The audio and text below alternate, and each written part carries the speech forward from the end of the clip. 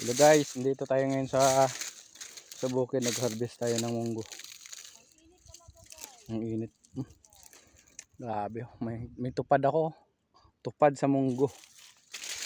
Harvest pala ng munggo. Ayan. Yan ito, oh. Yan.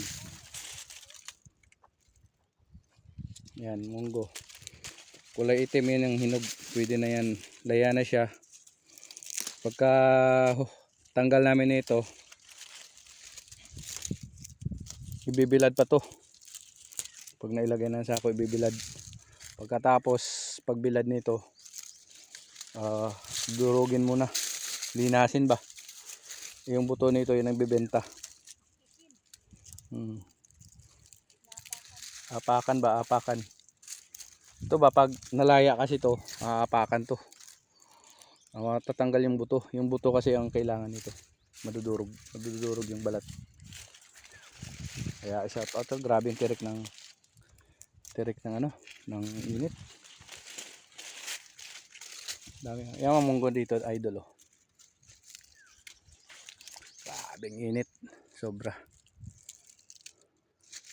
Pero tuloy pa rin yung harvest namin. Oh, pang ilang harvest na to? 5, 6.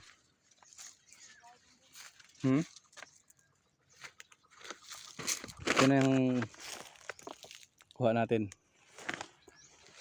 Pang ilang harvest na yan dito, papalik-balik lang, pero wala, hindi pa naubos. Dami pang may mga hilaw pa, oh. Di ba? May hilaw pa.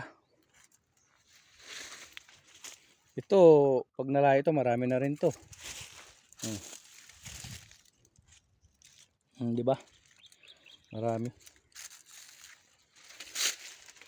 Kaya hanggang next week may ha-harvest pa to. Pwede pa to harvest. Kung gusto mong magulay, pwede rin. Oh, ano yun? May nalaglag na nalaya ng kahoy. Nalaglag, gulat ako. Bulok ng kahoy yan.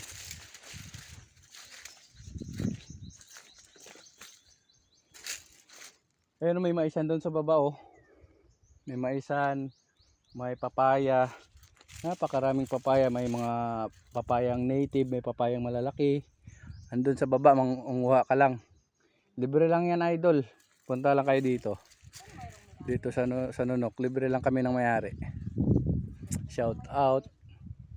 Pag andyan yung may-ari yan, libre kami. Ngayon libre nga kami. Nguha ng munggo. Alright.